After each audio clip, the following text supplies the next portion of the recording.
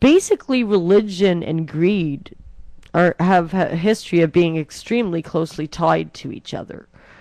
Well, most organized religions are just social control structures initially. I mean, It's how to, when I took just like very basic, I think it was like end of high school or whatever, grade 12 law years ago. Um, I remember when we studied why legally religion in Westphalia was allowed at all, and why it still is to this day, is because there's a simple fact that, and of course there's exceptions to the rule because we have prisons filled with people, but basically law-abiding citizens, law-abiding people, God-fearing people tended to abide by rules and laws better than people, then anarchists. yeah, than atheists in general. Yeah, I don't know if I buy that. Well, I guess at one time it was probably true. Or they believed it, yeah. Because, I mean, I think they probably looked at some, at that time when you're looking at some of the fracturing of the church and everything that was going on. But which church are you talking about? Well, even in the Catholic churches, it was a split into the Protestants and everything going on. They probably went, the moment you're rebelling against one religion, you're probably going to cause problems. But even if it was setting up like another sect or whatnot, I mean, that caused tension because people, by and large, took it a whole lot more seriously back then. Hi, Kairos. Welcome to the show. Breaking rules. That was, the argument whether you're breaking church rules as opposed to laws. Yes, Brody just whatnot. pointed out that he is an atheist and he says he has morals. And I agree with you completely. The moral compass doesn't have to come from religion. I mean, either you're a good person or you're not. And even if you're a religious person and you're not a good person, that's still going to manifest itself regardless, right?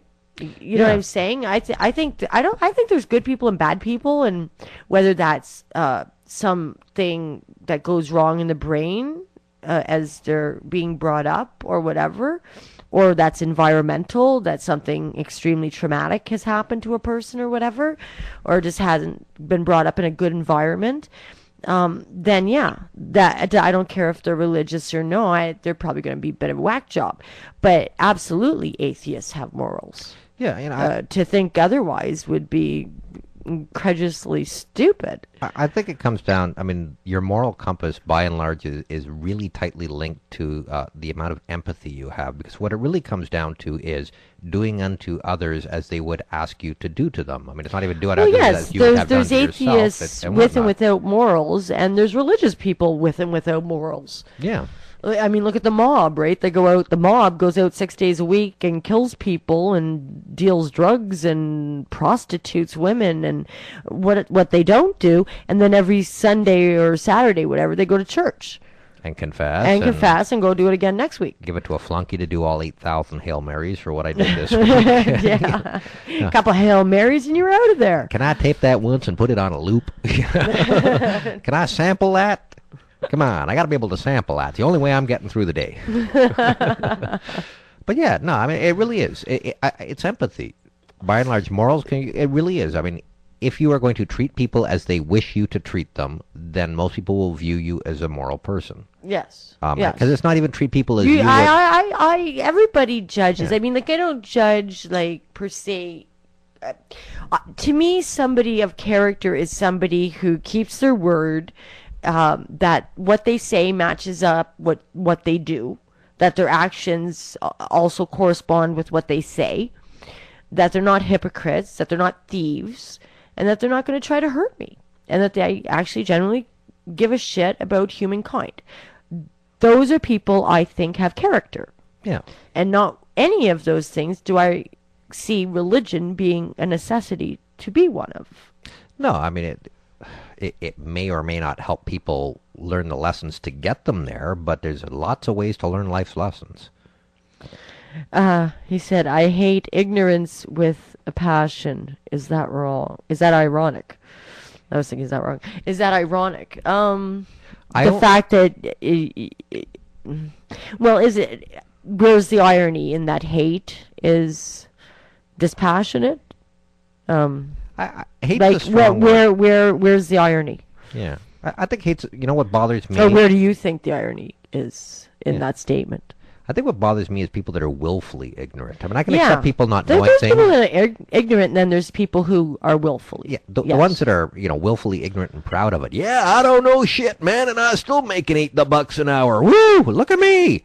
Those sort of people. All right, yeah. Well, here on Politically Sound, we always let the other side have their turn. Yeah. And if you've watched our past shows, you know that we do follow the Red State Update. Ooh, absolutely. Absolutely. So we always give the other side a chance, and we haven't really been in touch with the boys there up at Upstate Red State Update.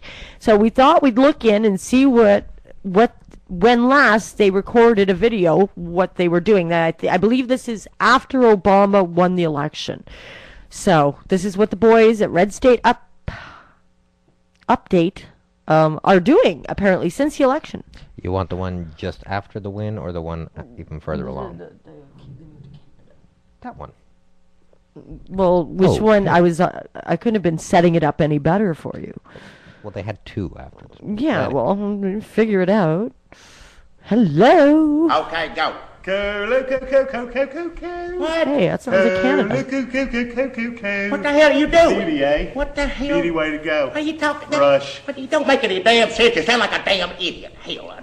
Hey there, good day. Welcome to Red State, North White, whatever the hell. My name's Jackie Bro. And I'm Dunlap, and Jackie and I have moved to Canada. That's right. We got the hell out of Dodge before we see Obama ruin the damn country. Obama is a hoser. What? So me and Jackie packed up and moved to the Great White North. Yeah. That's not being racist. That's what they call it. Yeah. There's black people up here too, and Inuits, which is awesome. But life in Canada has taken some adjustment for me and Jackie. Oh, hell, don't touch me, good Lord. It's cold up here, good Lord. Freeze my damn tail off. Everywhere I go, people keep mistaking me for red damn green, and worst of all, there's damn hockey up here. Everywhere you go. Hell. Hockey. I hate hockey. Let's get to our topic of the day, though, Jackie. Right. You put a mouse in a beer bottle, give free beer. But that don't make no sense. What do you mean by mouse in a damn... You give cops donuts, they won't give you tickets. What the hell? Brownies, I guess, up here. What the hell are you talking about? Do dog voices. Like Dog? Emphysema dog. What? What are you doing? You sound like a... Something's wrong with you. Hell. You blowed up real good. Oh, hell, you always been messed up. I tell you what, it's been worse since we crossed the damn border. The climate got to you. I don't know what the hell's wrong with you. That's true, Jackie. My head has been in a fog since. But don't take me to a socialized medicine hospital. Whatever you do, for the love of God, if I'm lying in the streets vomiting blood, don't take me to socialized medicine hospital. All right. With the Inuits. Get the hell off of me. Take off. Hell. That went pretty good, right? I mean, it wasn't really funny, but... Yeah. Oh, look, our Canadian mail is here. What? Socialized Canadian mail. Socialized mail? You know, spread the mail around. What? Look, this letter says it's from Carl Rove. Oh, hell, that ain't from Carl Rove. How the hell would Carl Rove know where we live? Carl Rove knows where everybody lives. That ain't from Carl Rove and somebody put it in the damn leg. No, Jackie, look.